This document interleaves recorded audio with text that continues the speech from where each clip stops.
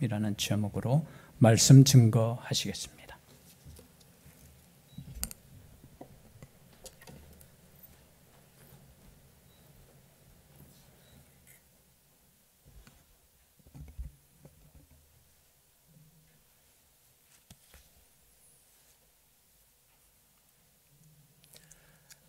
존경하는 황소원 목사님 원로 목사 초대식에 부족한 사람을 불러주셔서 대단히 감사를 드립니다.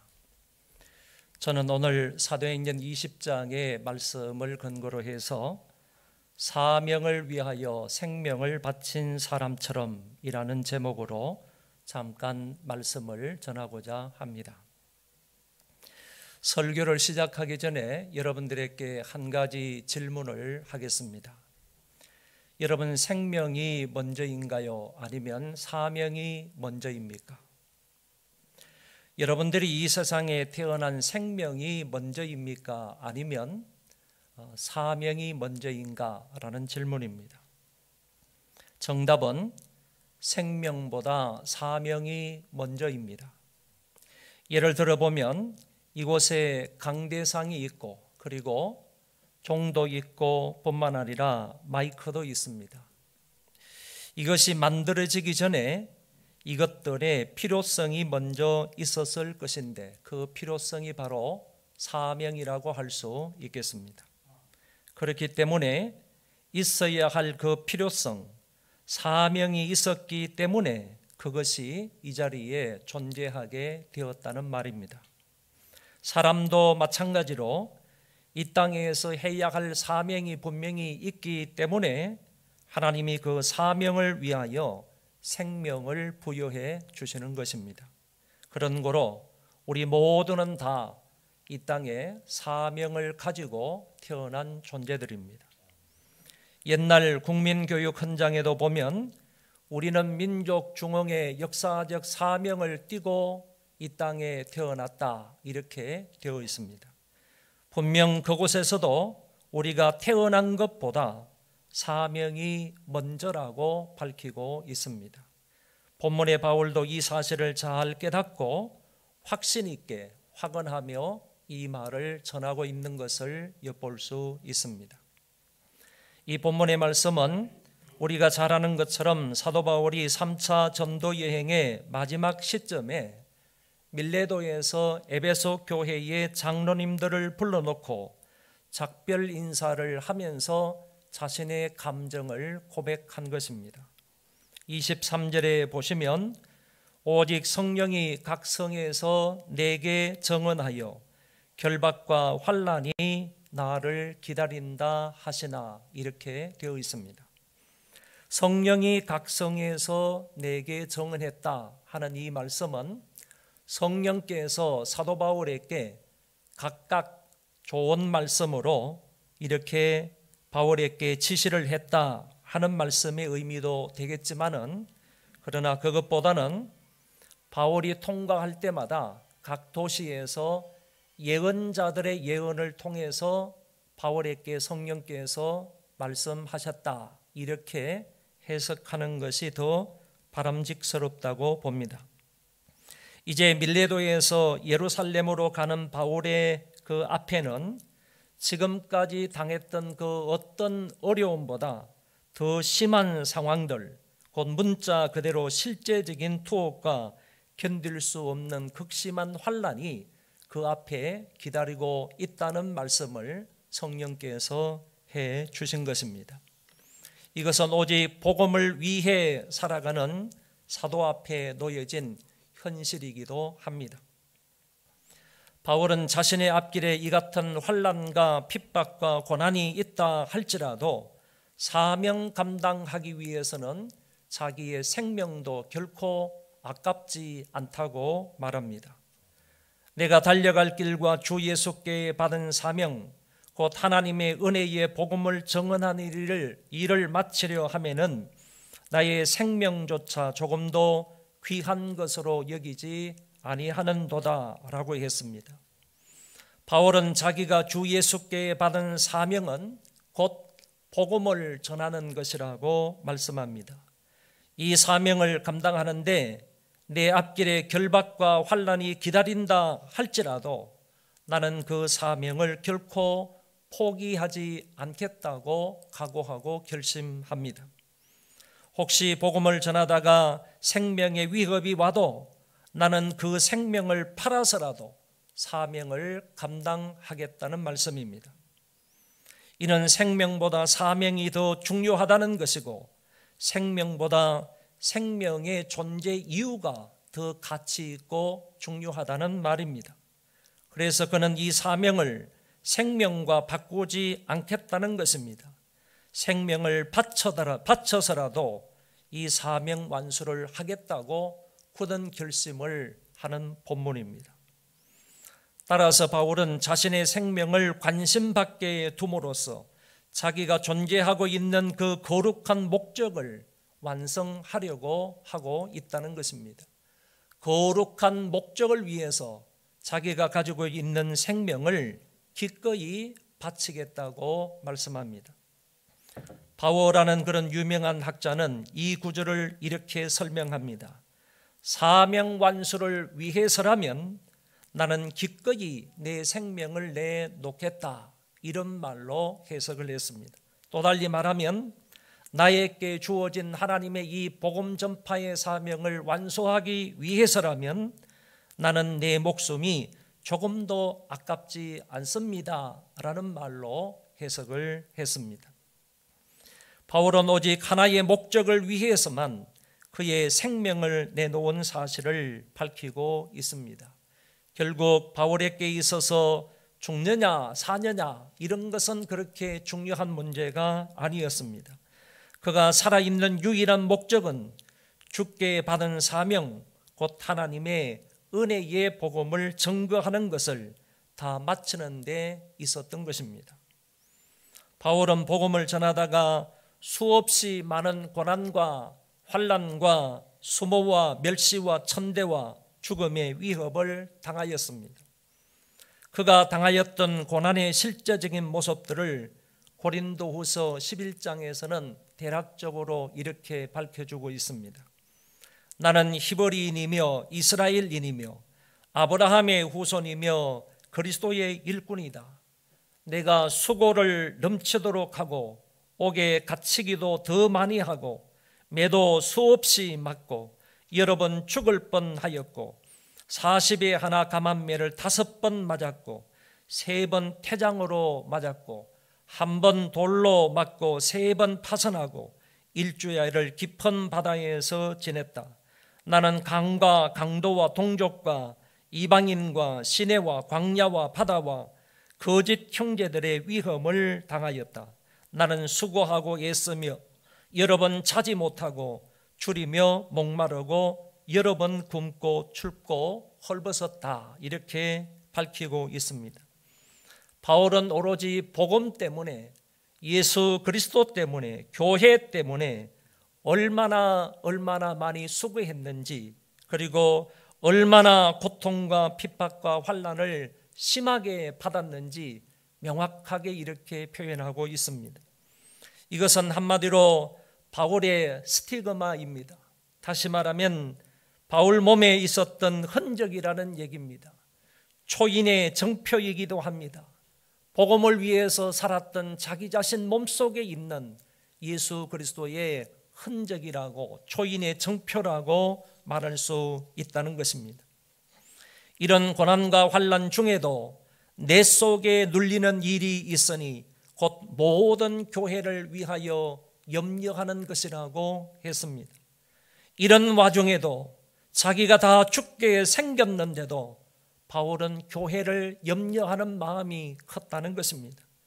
그러면서 다메섹의 아레다 왕이 나를 죽이려고 했는데 나는 광주리를 타고 창문 너머로 내려와서 그의 손에서 벗어났다고 고백합니다. 이 같은 성경의 기록들을 보면 바울은 정말로 하나님의 은혜의 복음을 증언하는 일에는 자기의 목숨을 돌아보지 아니했던 인물임을 압니다. 복음을 위해서, 예수 그리스도의 십자가와 부활, 하나님 나라를 위해서 어느 정도 열정적인 사람이었는지를 알게 됩니다. 복음에 대한 바울의 열정은 여기에서 멈추거나 끝나지 않았습니다. 예언대로 예루살렘에 올라가서 결박을 당하게 됩니다. 가이사랴 감옥에서 2년 반 동안 옥고를 치르게 됩니다. 광풍을 만나 다 죽게 생겼지만 그래도 간신히 구출을 받아서 로마 땅까지 가게 됩니다. 그곳 감옥에서 장장 4년 내지 5년 동안 고난과 어려움을 겪으면서 할 수 있는 대로 복음을 전파하게 되었습니다. 그리고 마침내 네로 황제의 박해로 인하여서 AD 64년경에 바울은 참수를 당하고 맙니다.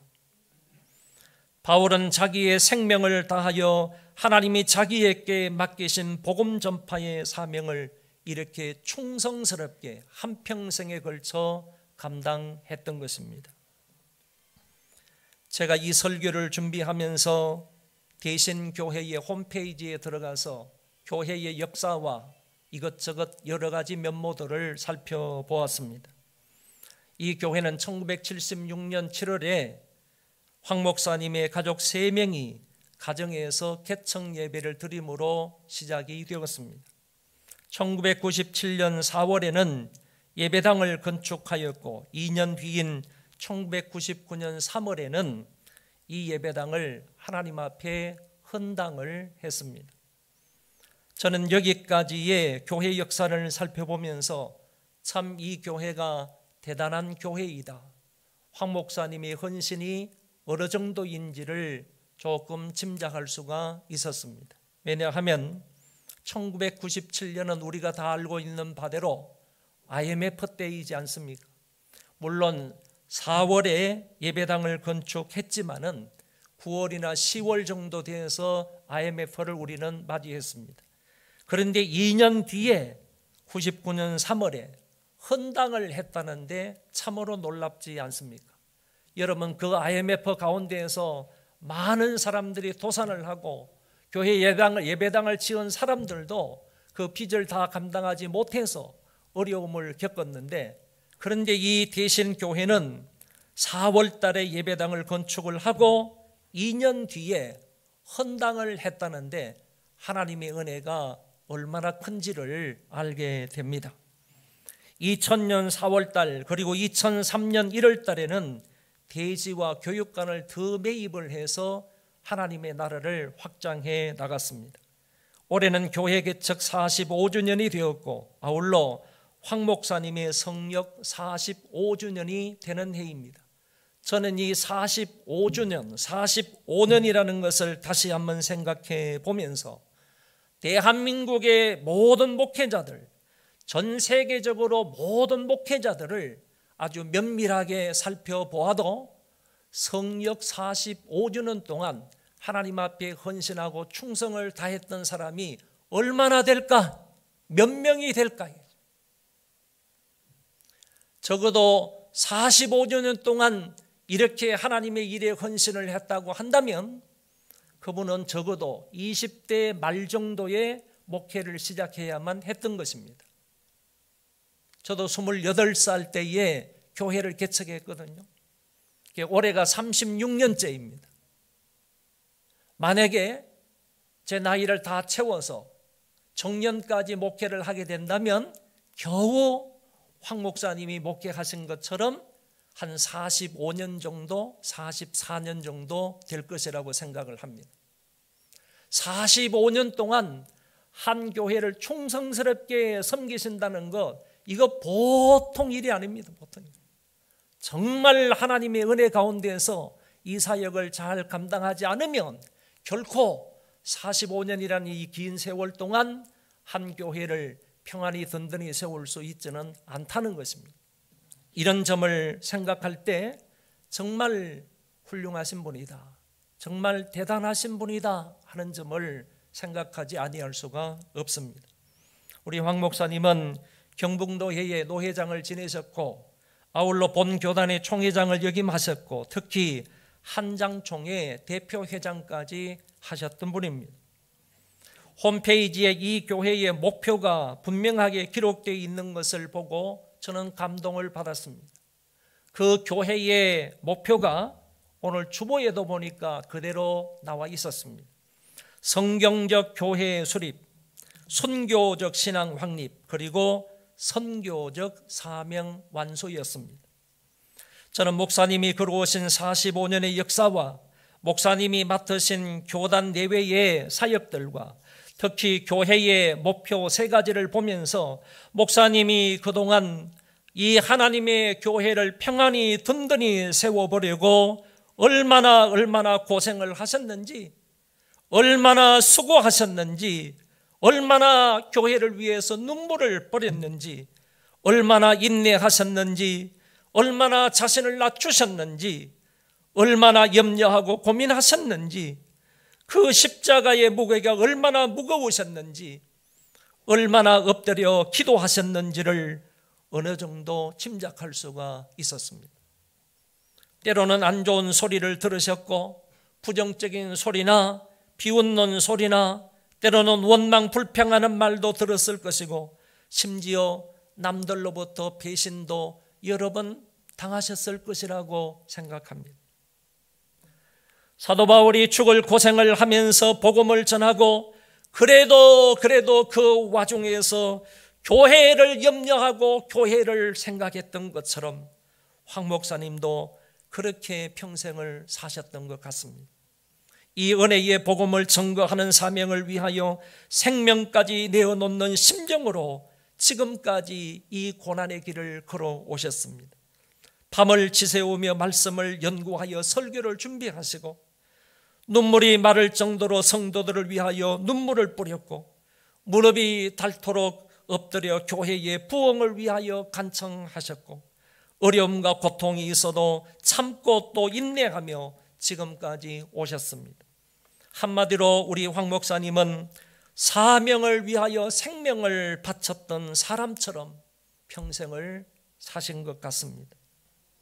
사도 바울은 죽음을 앞두고 제2차 로마 옥중에서 마지막으로 이렇게 고백을 합니다. 전제와 같이 내가 벌써 부어지고 나의 떠날 기약이 가까웠도다. 나는 선한 싸움을 싸우고 달려갈 길을 마치고 믿음을 지켰으니 이제 후로는 나를 위하여 의의 면류관이 예비되었으므로 나를 위하여 의의 면류관이 예비되었으므로 주 곧 의로우신 재판장이 그날에 내게 주실 것이며 내게만 아니라 주의 나타나심을 사모하는 모든 자에게 도니라.